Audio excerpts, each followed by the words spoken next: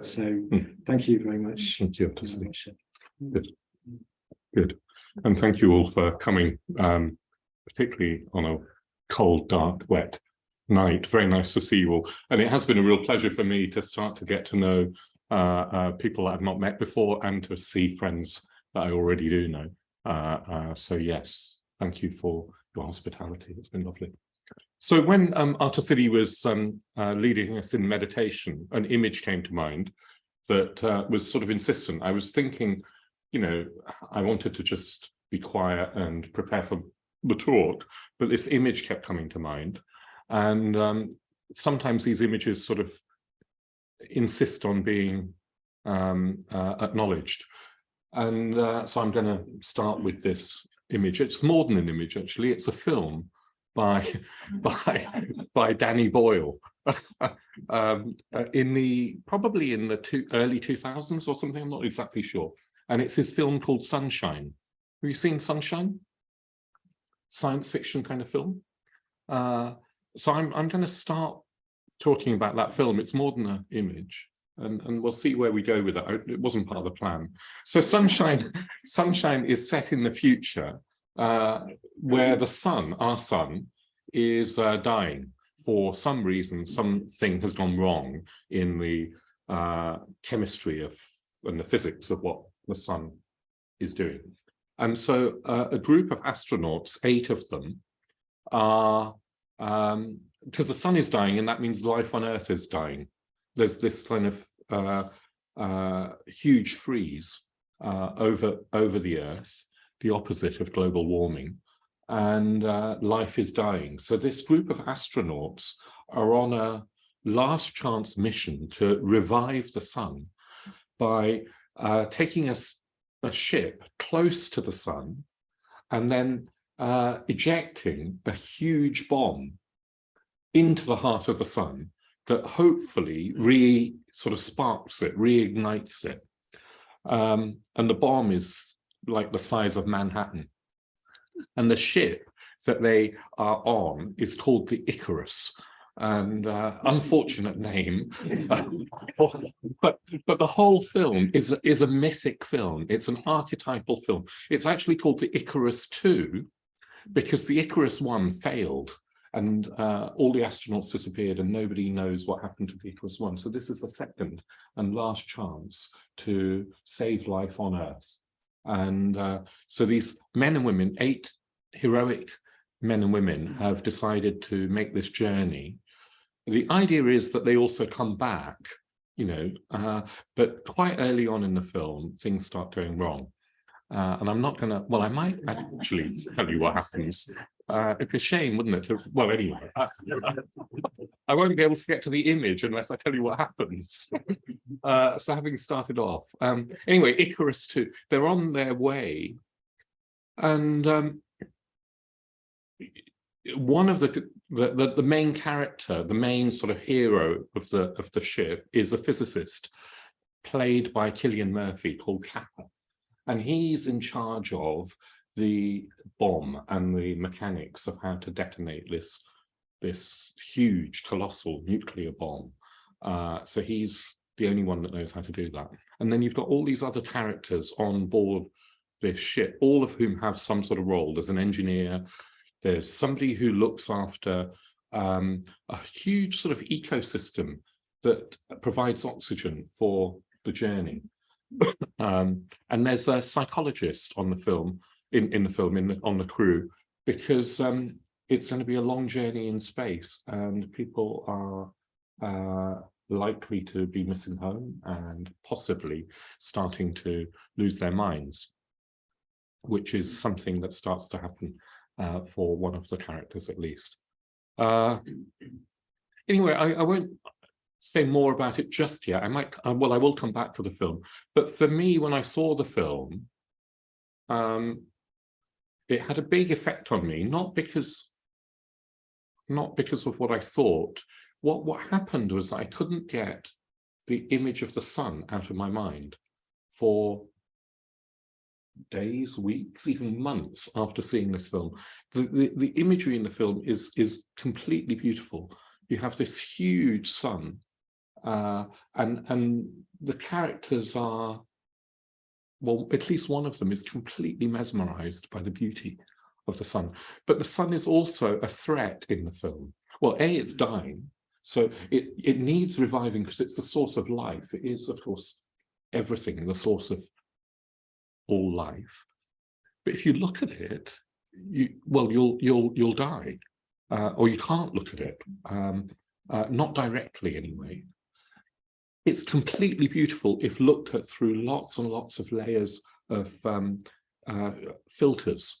You know, if you're shielded from it in the right way, then it's absolutely exquisite. It's awe-inspiringly beautiful. But if you get too close, you die. So for me, that image of the sun started to have all sorts of resonances. It sort of invaded my meditative life. It took over in meditation until I realized, of course, that I'd just taken up the Manjudosha sadhana. And of course, the Manjudosha is a solar symbol. And probably in all religions, the sun has had this meaning that's more than just a ball of gas exploding. It's had a theistic, divine, sacred role to play in human psyches, and this film is very much about that, albeit in a sort of modern genre. So I'll come back to that because I think this images are going to be really important as we start to explore the last of these niyamas, the Dharma niyama. So the niyamas, remember, they're not real things, because Buddhism, remember, doesn't have things.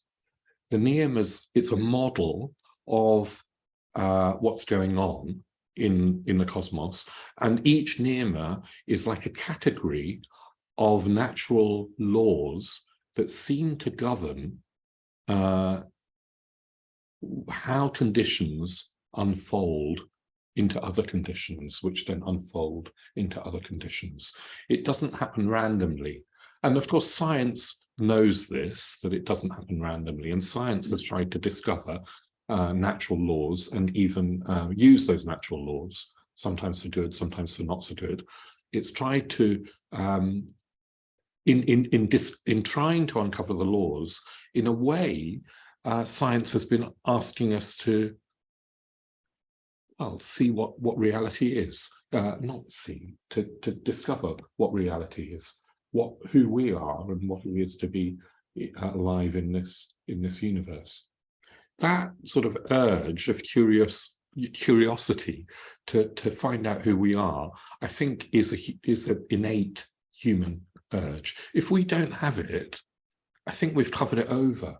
Kids have it, don't they? Kids, most children, I would have thought, have some sort of curiosity, and they want to know about life.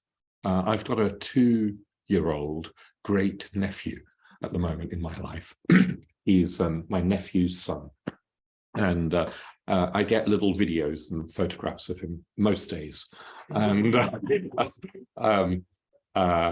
his mum, the latest video is his mum with, well, he's sitting in this sort of sleeping bag or something anyway on his mum's lap, and she's showing him a book of the planets, and she's saying, what's that one? And he can't really say them, but he does say Mars and Earth, and he gets them right, and Jupiter is Uptup. It's delightful. But there's this, you can see in a kid that age, a child that age, everything is wonderful. Yeah, there's such wonder. It doesn't have to be planets. It's a leaf is a wonderful thing, etc. We lose that very easily as we grow up. By the time we're teenagers, everything's quite boring. Nothing's wonderful. And if we're not careful, we become, we stay in that slightly cynical state. So for me, coming to the Dharma is about, part of it seems to be about reigniting that wonder. if the Dharma starts to become dull, then I think we've lost our way.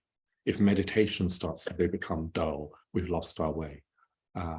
If the experience of Sangha starts to become dull, I think we've forgotten something.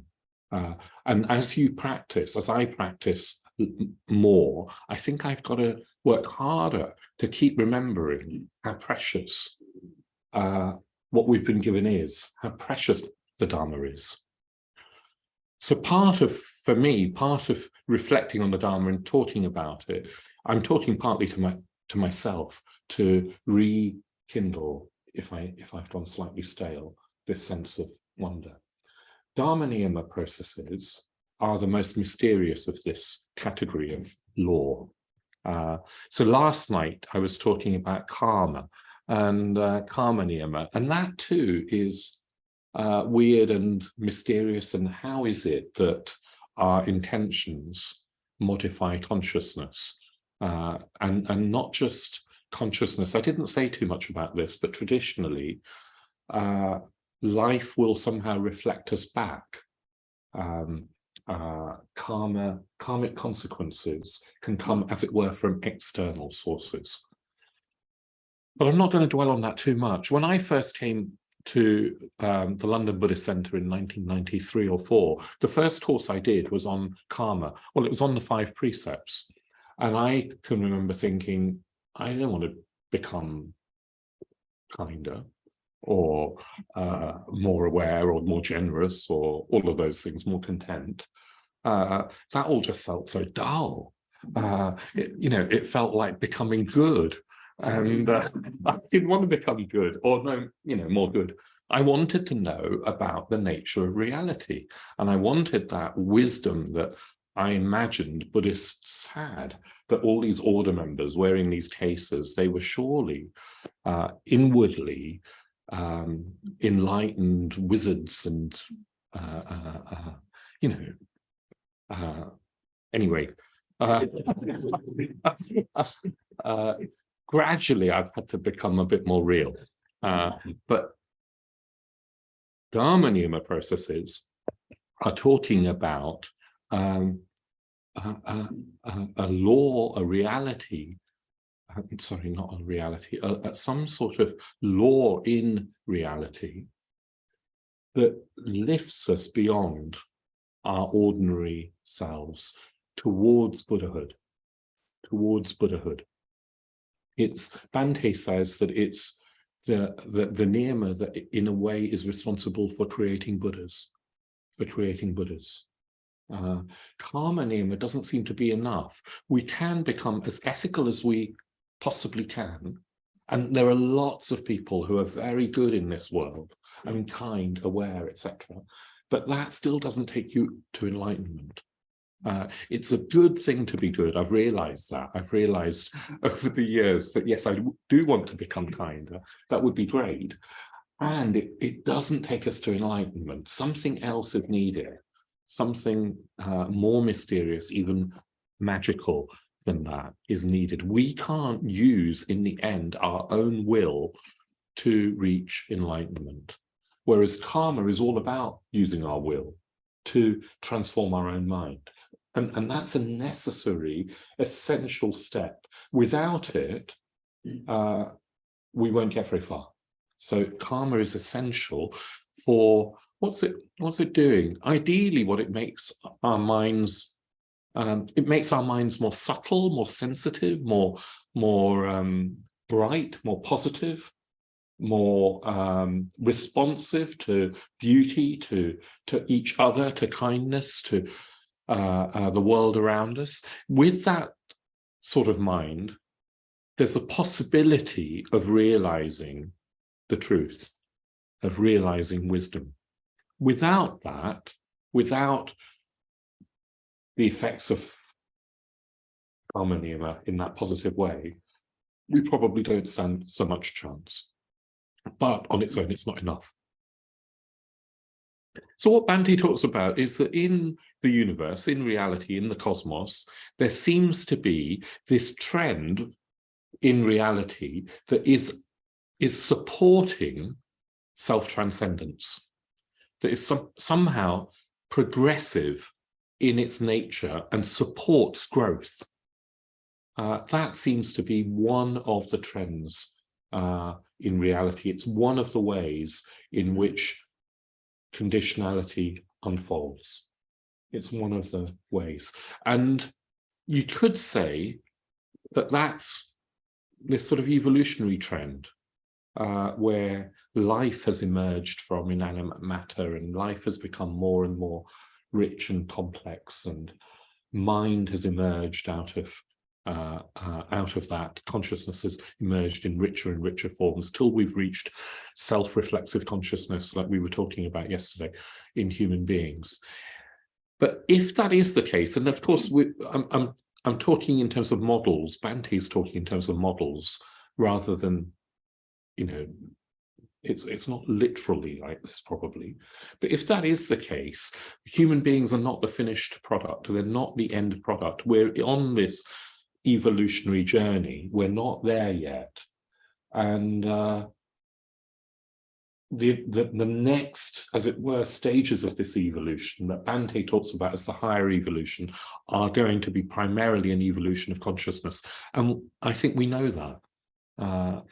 It's not that we're going to, I don't know, grow extra toes or something. It will be that we need to work on our consciousness. But there seems to be, as it were, something that supports that development in the universe. I don't know if this is your experience, but I feel that as I have moved towards practicing Buddhism and making a commitment to the Dharma, to going for refuge, to the Three Jewels, even from an early stage, even before I found the Dharma, when I was still looking for something of meaning, I was helped along the way in mysterious ways. I mean, I would stumble upon a book that was just what I needed to read, or I would meet somebody that gave me just the right encouragement or the right impetus. Even in my Dharma life, as it's, you know, progressed since I came to a Buddhist centre in Triratna, I feel I've been helped innumerable times, and not always in a way that I can rationally explain. Does that make sense? It seems, some of you are nodding, it seems that there are forces in the universe that are behind us if our intention is towards growth in a dharmic sense, towards self-transcendence. If our intention is to become less egocentric, less self-centered, to realize our connectedness with each other and with all life, I think there are forces that support us. Now, there are lots of other forces that don't support us as well, and I'm aware of having those forces in my life, well, in my heart and mind, mostly. But we can start to place our confidence in the progressive nature of reality, in this, in the Dharma Niyama. That's one way of trying to live our lives, trusting more and more that there are benevolent forces that we can call on. So I talked about Bhante's model of different levels of consciousness. There was, do you remember, there was sort of simple sense consciousness of giraffes, and I don't know why giraffes, but giraffes who, you know, they can munch things and respond to the environment. Then there was self-consciousness that we humans have at our best anyway. Bhante says that humanity is sometimes, it's not a given just because we've got a human body, it's something to be achieved, because we too have the giraffe consciousness in us. We've still got the reptilian brain, haven't we? But we've got more potential than that. We've got this potential for self-consciousness that can be developed. But then there's more still. After self-consciousness, or above self-consciousness, or beyond self-consciousness, there's a transcendent or transcendental consciousness. There's more potential to us than even just being a thoroughly decent, kind, happy, healthy human being.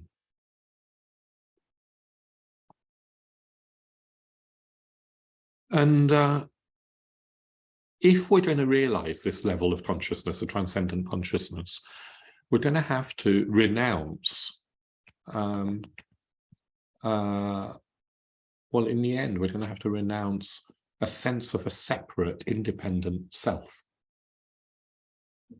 That sense of a separate, independent self is based on a delusion. It's not how things really are. But it's a very, very instinctive delusion. It's a very deep-seated, it's not conscious at that, it's not consciously accessible. It's more primal. I suspect it's as deep as the survival instinct is in us.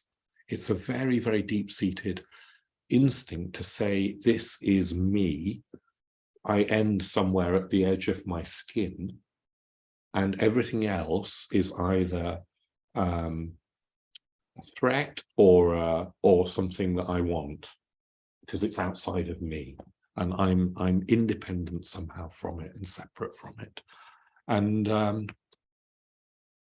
we're going to have to give that up. We're going to have to give up that delusion. We could do it. Well, the Dharma life is about training in that, and it can happen gradually. It doesn't always happen all in one go. But it's only when we, or to the extent that we can give up this delusion of a fixed and separate self, that we create a space in consciousness for a new force to come through, for something more than me to come through.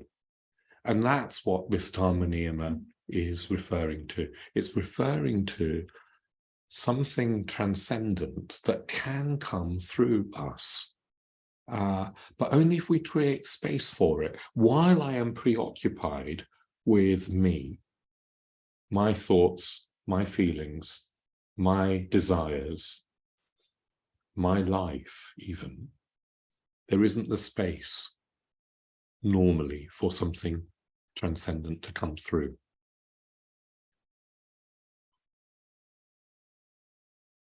So it does require a sort of death, but it's not a literal death. It's a death of a delusion. It's a death of something that wasn't really there in the first place. It was just a false assumption. It's the death of that false assumption, death of that delusion. In the film, in Sunshine, there are literal deaths, quite a lot of them. The first person to die is the captain of the ship, and he sacrifices himself. And when I read up about the film, you don't know this when you're watching the film, but each of the characters was given by the director a sort of backstory. Alex Garland, probably, he was the scriptwriter. Each of the characters had a backstory. And the captain of the ship, Kaneda, is a Buddhist. That's his backstory. And something's gone wrong with the protective heat shield, because you can't approach the sun without a shield that's going to protect the ship from just burning up. And something's gone wrong because of some mistake. And he volunteers to go out of the ship to fix the heat shield. The only way to fix it is by actually getting onto the shield. And it's dangerous because, well, it's dangerous, isn't it? You're out in space. And he volunteers to do this. He's sort of standing on this shield, trying to fix these panels that have sort of come unstuck. And for various reasons, the ship is kind of rotating, turning towards the sun as he's doing this. And of course, if it turns too much towards the sun, he will get the full fire of the sun. So he's up against it in terms of time. He's got minutes to fix this thing. And he's on the last panel, and he just pauses and looks through his helmet at the sun. And it's like a huge tidal wave of fire is coming towards him. And the crew in the ship are saying, get back in here. You know, get back. And he's not moving. And one of the crew says, what do you see? What do you see? And we see what he sees. And it's this terrifying, but absolutely beautiful wave of fire that just engulfs him. Now, of course, you can read that in all sorts of ways, but I saw that as something symbolic of well, a renunciation of his life, a self-sacrifice, a heroism, but also not a literal death, a spiritual death. He wanted to see the sun, and that required him to die, at least at that symbolic level. And he was a Buddhist. And you know that in his eyes there's wonder at the beauty and immense power of this force.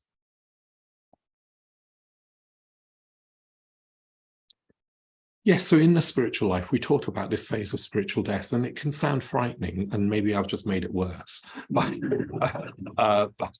it doesn't actually have to be. It's liberating. It's not frightening. You do have to create a mind that is metaful enough, positive enough, bright enough to let go of this delusion. But it doesn't have to be frightening. It doesn't have to be frightening because what arises is beautiful, is absolutely beautiful and so fulfilling that in comparison, holding on to tiny little me and my sense of tiny little me and my desires and my life and my worries and my anxieties or so forth, it's completely well, irrelevant maybe, or in comparison, it's just living in a prison. The Buddha said that when, you know, one of the analogies he used for enlightenment was to be released from a prison that you didn't even know you were in. All our lives, we've been trapped in this prison of consciousness that is self-consciousness. And that was an evolutionary step from the giraffe, but it's also a bit of a prison. Do you see? Because as soon as we have got a sense of self, we start to worry about it. A better giraffe doesn't have existential anxieties about, do the other giraffes like him or not, or you know, he's growing old, or whereas we do, we imagine futures, we regret pasts, we feel alone, we know somehow that there's more, there should be more at least to life. We want complete fulfillment, and we look for it in the wrong places often. So it's a prison, this self-consciousness, as well as a step forward. It's a step forward, and it's a gift, because self-consciousness, remember, allows us to then work creatively on developing our own consciousness, which a giraffe can't do. So it's said that Buddhahood is our real potential, and it's a great gift to be born human and to have human consciousness, and look what we do with it so often.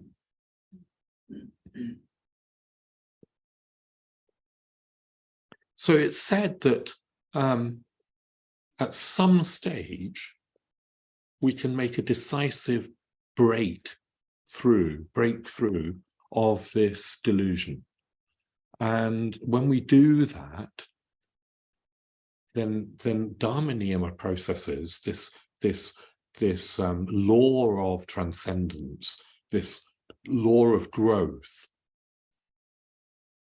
becomes a decisive force in our lives. Prior to that, I think we can still experience it, and I'm sure people do experience it, but it doesn't become the dominant force until there's a decisive seeing through the delusion that we're a fixed and separate entity. So I want that. That's what I wanted when I first came along.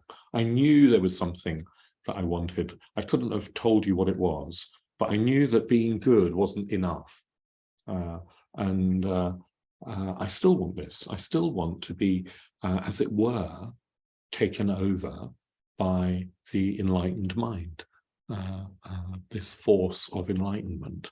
I want that to come through me. At least some of the time I want that. Other times, there's if I really just purely wanted it, I'd have made more progress. Like many of us, I'm conflicted, and part of me doesn't want it. Part of me just wants to have more cake, and hopefully that will fulfill.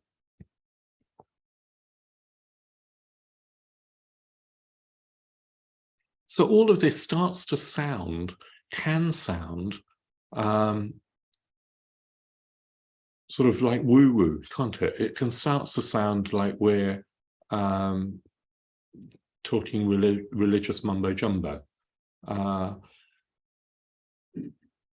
think that we live in a very cynical age, in a traditional society, and until, a few decades ago, even in this society, most people would have believed in God. Most people would have had a sense that there was something more. There was a transcendent reality beyond this mundane world. We live in a very, very peculiar age where we have largely lost that faith. And the good thing about that is that God hasn't worked, has he? The notion of God has caused a lot of suffering. And that too is a sort of delusion. What Buddhism would say is it's not that there isn't something more.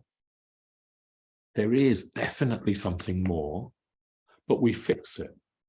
We fix it, we solidify it, we turn it into a thing, and we try and, well, God would be, in a way, the ultimate object out there. And remember, Buddhism saying there are no objects. This whole notion of a subject and an object, a self and another, is based on a delusion. So to turn God into an ultimate object that then has the power over my life is still to be in that dualistic paradigm, that deluded paradigm. And what happens sometimes, for some people at least, is that God then just becomes an oppressive object, an oppressive notion. So in the film, in Sunshine, one of the characters starts to worship the sun as God. It's very, very intelligent, this, the film, I mean, not him worshipping. And he starts to worship the sun as a god, and then say that we've got no right to explode this bomb because that's interfering with the will of God. Do you see what I mean? And somehow tarnishing. So he starts to try and sabotage the whole mission from within. So I think that's I mean, of course, you don't want to stretch the analogy too far, but it's quite an interesting thing about eternalism, that it can, this eternalism in the sense that we've created some eternal object out there, it's can be really damaging. But the physicist, Kappa, comes from the other extreme, and he's a scientist and doesn't believe in anything higher. So for him, the sun is just a nuclear explosion, and he's going to help kickstart it again. Do you sort of mean there's no sense of more or wonder? He's a good man. He wants to do his bit to try and save life on Earth, but it's still narrow. It's still narrow. So what you've got there is these two extremes. The sun as nothing more than chemicals and physical reactions, or the sun as God, who we have no right to approach. And Buddhism saying, no, neither of those is enough. There is more.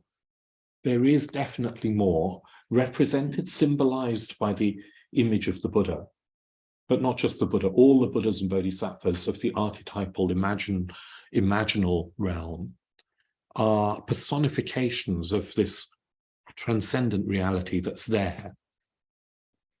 But it's not just external to us. We can approach it. We can actually even become it. We can allow it to become us. So Dharma Niyama processes are, it's one rather clunky way, perhaps, of talking about this more. And in terms of language, even though it's clunky, I think why Bhante has been so emphasized it so much is that he's saying, look, it's processes rather than a thing. And we're less likely to turn it into an unhelpful, reified object if we think in terms of processes, unfolding processes. Although Dharma Niyama processes, I mean, who wants to worship those? I don't. I want to worship the sun. I want to worship the Buddha. I want to worship a beautiful image of Manjughosha, who carries the book of the perfection of wisdom and a sword that cuts through the veils of ignorance.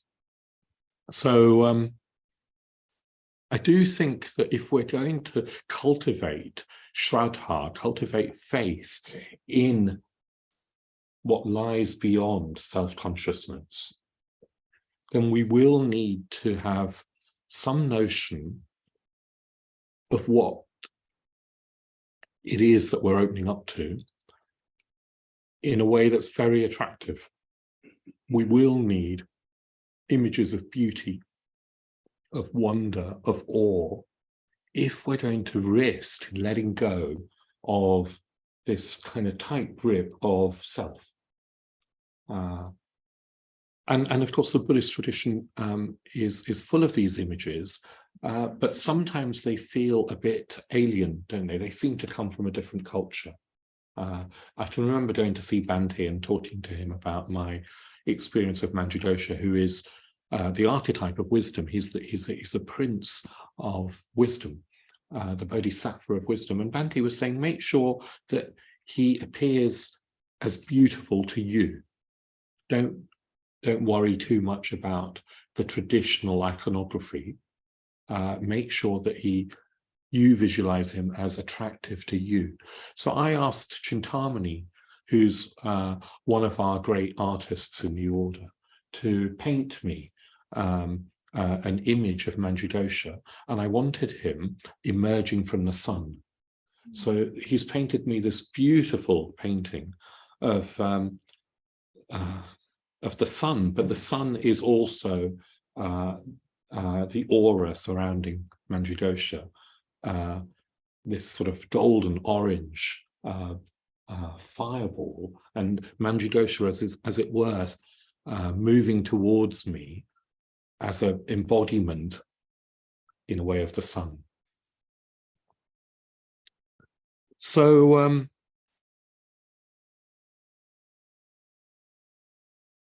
if we manage to the extent that we manage to see through this delusion, to the extent that we do manage to die spiritually, some other will, it seems as if some other will takes over. It's not that when we lose the delusion of the fixed and separate me, that we lose all will. all intentionality. It's not that we then become some sort of zombie. It's more as if it feels like some other will comes through us. But that can sound like Invasion of the Body Snatchers, can't it? That can sound like not very attractive. You know, I've become a hollow husk now, and some super thing is going to take over my body. It's not like that. It's not that you lose control in that way, but your mind feels like it opens up to another dimension, and the will that's said to come through is compassion. It's love. It's a will to help alleviate suffering in the world. It's the will to reach out to other people in friendship, in love, in connection, and if there's suffering, in a desire to alleviate that suffering. That will comes through us, as it were, sort of despite ourselves. At least that's what's said to happen. And of course, traditionally, that's talked about in various ways. The bodhicitta is the will to enlightenment. That's how Bhante has translated it. Bhante has talked about experiences that he's had in his life where it seemed as if he wasn't, something was working through him. And I wonder if it's not such an uncommon experience in our peak moments, in our peak experiences. I wonder if you have had peak experiences where you feel connected with the world. Well, what does no? Let me just ask you, what does a peak experience feel like to you? What sort of things happen to you? Being in the flow. Yeah, being in the flow. So say more about what that means, being in the flow. When you're doing something, solving a problem or making a thing, and you're completely engaged in that thing, and all your awareness is focused on that thing. Yeah, and in that flow, that's right. So you're completely engaged in doing whatever activity you're doing. And in that flow state, there's a sort of self-forgetting, isn't there? We're not sort of neurotically concerned about how am I doing? Is this right? Is this, are people watching me or not? There's a positive self-forgetting, not in the sense of there can be a self-forgetting that's not positive, like when we get blind drunk or something. That's not a positive self-forgetting. But being in the flow, what you're saying is a positive self-forgetting. It's a transcendent state. Yeah, we've gone beyond self-consciousness in the ordinary sense, rather than sunk below it when, say, somebody is drunk or asleep or whatever. So yeah, being in the flow, that's really good. And that's not such an uncommon experience, I suspect, for a lot of people. Anything else that sort of characterizes a peak experience? Confidence and knowing. Competence and knowing. So say more, Nadia Vera, what you have in mind. Well, in the sense of my experience, it's like what Maria was talking about. And that sense of self is not there. Yeah. There's just a greater level of self-confidence. Yes. And you know what to do, don't you? Again, we're not taught in this dreadful indecision or comes from anxiety or whatever it is. There's a sense of what to do. Clarity. Yeah, there's a clarity. And the confidence is a bit different to ordinary self-confidence. It's not just confidence in my abilities, it's confidence in something beyond that. Yeah. Yeah. There can be something that happens where you're bearing witness to somebody's enormous pain. It can kind of transmute And it can come, you can see, you can kind of witness something where something transfers, and you can bear witness to a relief of another suffering alongside your own suffering. I'm not really sure where it goes, but I think something a bit like Miriam was saying, a flow, but it's a bearing witness to, I think, on another level. So do you mean by that you feel somehow like something happens between you and the other person? Yeah, but it's almost beyond that. It's like if you were in it, it's where something merges. You know, you might have a real awareness of an individual and yourself as an individual, and then all of a sudden, particularly pain related, something shifts and it goes beyond somewhere. Okay. Yes. Yeah, like it transmutes, Yeah. dissipates. Yeah. Yeah. Clears. Yeah. I think in human communication, in bearing witness, there's the possibility of transcending our own small self-consciousness, our sense of me as separate from you. Something happens potentially in that communication. It doesn't always, I think, have to be in a situation of pain and suffering, although it might be. Bhante talks about communication as a vital mutual responsiveness, but my experience, again, that sounds technical. My experience is that another type of consciousness seems to arise between us. Yeah, and I'm no longer just preoccupied with me. It's something that happens in between us. I'll come on to that more perhaps towards the end of my talk, but I think that is at least one aspect of what we're trying to do as a Sangha, is give rise to something that can come, something very positive that can arise between us. And it's a way of stepping outside of the narrow prison of self. Any more? I'm just thinking sometimes something is called out of you, isn't it? That you're in a situation that needs more than what you could normally come up with. Yeah. And something comes through. Yeah. And afterwards you can't understand how you did it.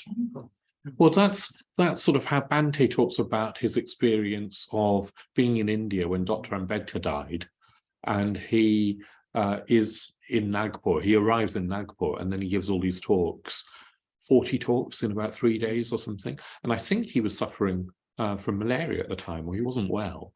And he said that it was like he wasn't even aware of what he was about to say. Something came through him. I was also thinking of beauty. You can feel this sense of beauty. That can perhaps even engender this peak experience, but sometimes it's almost the other way around. I can sometimes, like I live in Bethnal Green, and on the Roman road, and it's not beautiful by any stretch of the imagination. But I've had moments where I feel lifted above that ordinary concrete and litter, and I feel like there's beauty there, even though sort of at a common sense level there isn't. I wonder whether with peak experience as well, they can sometimes seem like at one level they're wonderful. Yes. At the other level they're totally ordinary, because it seems like you're truly yourself. So there's a certain ordinariness which comes with that, along with the more wondrous at one level. Yeah. Well, also you're not sort of thinking about it in the experience. You're not actually dwelling on it. As soon as we start dwelling on it, like, oh, this is a peak experience, or I'm in touch with beauty, or isn't this great, we're out of it. Do you see what I mean? So in that sense, it's probably just ordinary because it's just happening. We're in the flow and we're not thinking about it. Now, the reason I've sort of said, thank you for these examples, but the reason I'm pointing to these peak experiences is not to make an end of them in themselves. It's just that it's an indication that there can be another dimension to consciousness that can open up if we get out of our own way. And from the Dharmic perspective, there's no limit to that. Consciousness is not just not this tiny prison, it's limitless, it's boundless. And it's, in the end, it's not, excuse me, it's not personal. It's not my consciousness and your consciousness. There's something, there's a level, as it were, at which that doesn't make sense at all. But Bhante says that doesn't mean, like Dharma Niyama processes, this force of growth sounds like the law of gravity, which feels very technical and impersonal. Like the law of gravity doesn't care about you. It doesn't know my name and think about me. And if we're not careful, we can think that we just live in some sort of mechanistic universe, and now Buddhism's added in some other mechanisms called Dharma Niyama processes that one day will lead you and I to, be Buddhas, and then we'll be fine. It's not like that. Buddhism's vision of the universe is more of the sort of, it's an animate universe. It's more of the sense that everything is alive, and it's not that there's some impersonal force leading us to Buddhahood. It would be, in a way, better to think of it as personal. But then personal starts to become problematic, because then you're into a personal God who knows when you're being naughty or something and might punish you for it. So personal is problematic. So Bhante's talked about the supra-personal, the more than personal, which then can sound technical again. So you've got this kind of problem of language, and none of it is adequate. And what Bhante's saying is that we really do need images, because images will speak to us in a way that all this theory can't touch. And the image of the sun started to speak to me through Manjughosha, but dare I say, through Danny Boyle, through this film, Sunshine.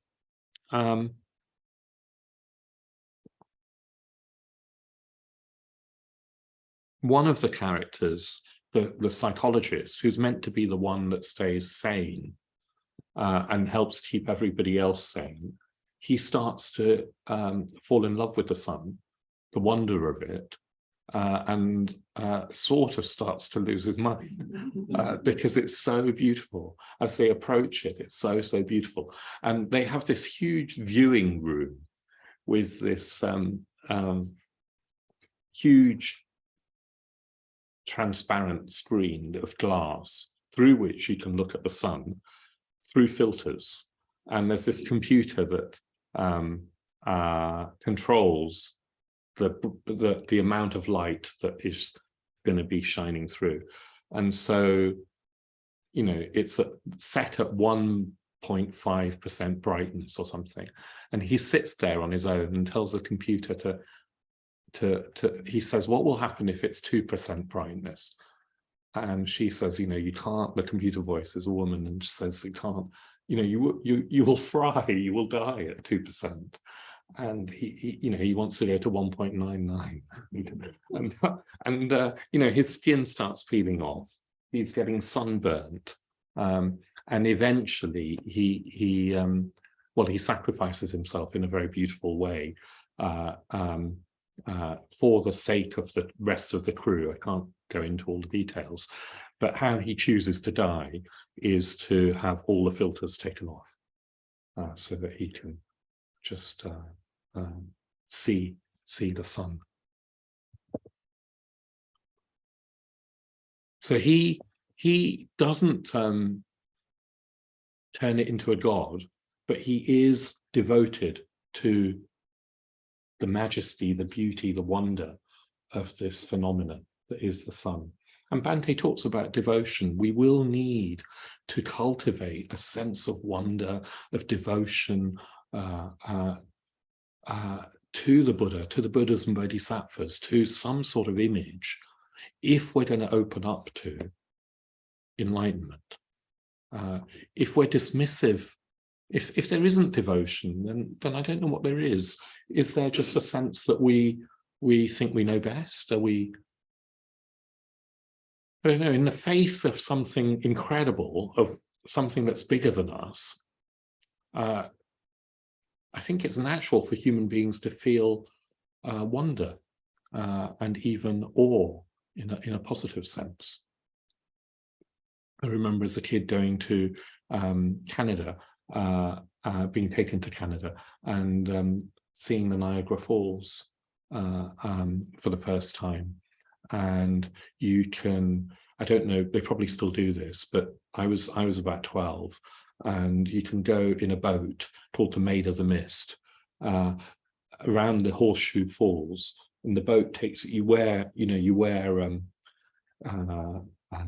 you've been, have you, Triratna? You Macintoshes, that's right, yellow kind of Macintoshes, you're completely sort of covered up, and but you're right at the foot of this enormous curtain of water that is so loud, it's like deafeningly loud. The mist, the spray gets through somehow, even the Macintosh, so you feel completely in this awesome natural force that could kill you. I found that one of the most exhilarating. It was a religious experience for me. I was so moved by it, but I couldn't explain to any of the adults around me why. You know, they were just like, do you want an ice cream after that? And I was, do you not see what we've done? Do you not understand? And I couldn't articulate it. So I think we need to cultivate this sense of devotion, of awe, of wonder, and not get to notice when we are getting complacent, jaded, cynical even. Bhante talks about, Subhuti talks about how devotion begins where rational understanding falters. We do need our reason, and Buddhism, remember, isn't anti-reason. It's so important that we don't lose our sense of reason in a way that so many religious fanatics over the ages have done. So we need our reason, and we need to go beyond our reason. And where you go beyond, that's where devotion begins. And we go beyond certainty then. Our quest for keeping everything certain, even wanting guarantees, like if I practice the Dharma and if I devote myself to it, will I definitely gain enlightenment? Will life work out for me? All of that is the product of fear and the ego wanting security, and we'll have to let go of all of that. One day we're going to die, aren't we? And we will let go. I think in a sense we're trying to prepare for death beforehand. Ian McGilchrist, who I was interviewing, who's a he's a psychiatrist, but he is also a neuroscientist and a writer. In his book, The Master and His Emissary, he says, the only certainty, it seems to me, is that those who believe they are certainly right are certainly wrong. And Buddhism doesn't give you certainty. It does not give you a sort of abstract certainty. It gives you this path of unfolding into newer and newer dimensions that you can't know until you've, Arthur Siddhi was saying, even in meditation, you don't have that sort of certainty that other religions might give you. Do you know what I mean? Other religions might say, you be a good boy or girl and you'll be saved. Buddhism doesn't do that. And I think anything genuine in life can't give you that sort of certainty. And yet, the Buddha said, we too can gain enlightenment, and he's shown us a path to it. Now, one of the things when I've been thinking more and more like this about Bhante, particularly since his death, I think I mentioned, I think Bhante was in touch with this transcendental consciousness to a greater degree than anybody else I've ever met. I think it was sort of very familiar to him. He wasn't fully enlightened, well, he said he wasn't. I think there's a process, and that process is over maybe lifetimes, but I think he inhabited that dimension more than anybody else I've ever met. I've sat next to him or opposite him and felt my own mind change, transform. And it's felt like it's not me doing something. I felt it in his presence. And I think that what Bhante was urging, what he was here for, his life's mission, as it were, was to bring this new dimension, this new consciousness, activate it in the world. I'm not saying he was the only one to do that, but particularly through our Sangha, he's trying to bring the bodhicitta into being. And I think he did that. I think he did that. I think there's something alive in our community and in the world. As a result, he was there, I think, to raise the level of human consciousness. I think that's what he was trying to do. And I think there's so many things that are wrong with the world and the way that we are treating the world and each other. I think this does seem the essential project, not just for one's own sake, not just for my sake to become more fulfilled and free, but for each other's sake, for the world's sake. Again, this film, Sunshine, humanity is dying. Well, life is dying because the sun is dying. And that seems symbolic. If we lose sight of the potential of enlightenment, do you see? There's no real. I think there's no real hope. I think this is the most important thing that we can be doing with our lives, is trying to open up to this new dimension, this new consciousness, allow this force to come through us. As a Sangha, as a community, allow it to come through us and let it work its magic in this world through us. I think that's what a centre like this is doing. I think that's what Triratna is doing at its best anyway. That's what we're doing. So I think that's really important to remember, because if we don't remember that, Buddhism becomes another project about me. I mean, even enlightenment becomes a project about me. And I think it's really important that we don't turn it into something. Well, it's a trap if it becomes about self. So this notion that we need to serve enlightenment in order to help the world, I think is a better way of thinking about the path.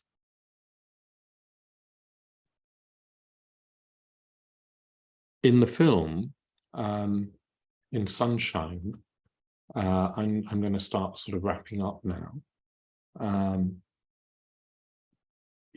Kappa, the physicist who is the only one that knows how to explode the bomb, is the only surviving member at the moment. You know, everybody else has died. Some of them have died heroically through self-sacrifice, and some of them haven't. They've died through self-centeredness, through trying to protect themselves in a cowardly way.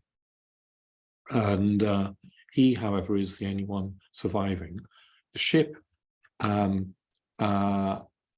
the ship has actually just exploded, so there's no way he's going to go back. But he's now on the bomb. He's actually inside this huge bomb that is hurtling towards the sun, and he's going to have to operate it, as it were, from the inside. So as it enters the sun to explode it.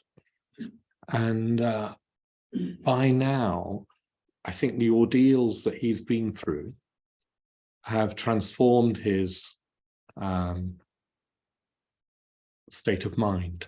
And he doesn't seem to be just that rational scientist who doesn't believe in something more. He's somehow started to go beyond that. And the final image of the film is, well, he's sort of entering the bomb. You're with him inside, and then he sets off this chain reaction that is going to result in this explosion. And so behind him, there's this reaction going, and the way that it's shown, depicted, isn't very realistic. It's sparks of light are starting to flash behind him till there's a whole shower of these beautiful sparks of light signifying the bomb that he has set off, ignited. And then as he sort of turns, as he looks forward, it's like the sun, this wall of fire, enters into his space. So behind him, there's this sort of human bomb, this ingenuity, which is absolutely beautiful, this rain of sparks.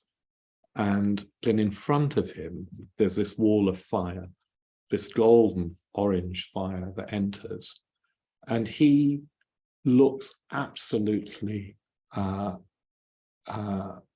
mesmerized. And he reaches out to touch the flames. He reaches out to touch the sun. And for me, that feels like, and of course, that's where the film ends.